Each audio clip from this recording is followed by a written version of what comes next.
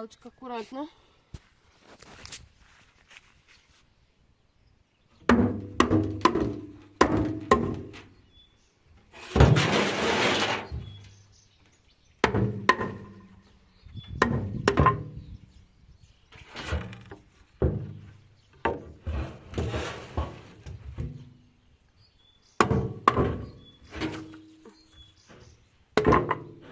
Все.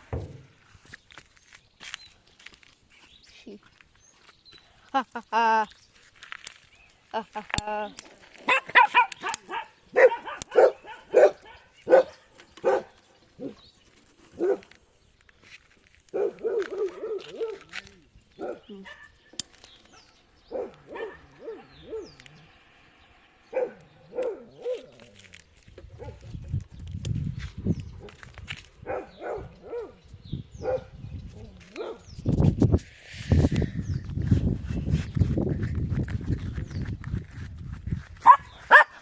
Привет.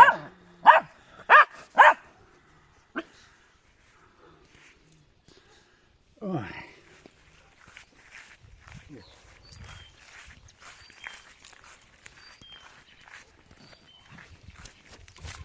Бля, Валер, ничего мы не могу с этим сделать. Так что придется. Все. Наташка пизды дала вчера. Правильно.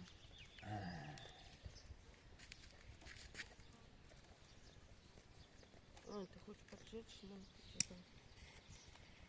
Дай зажигалку, а? У меня нет зажигалки, у меня только такая. Сейчас, фигня. Дай. Ну, аккуратнее.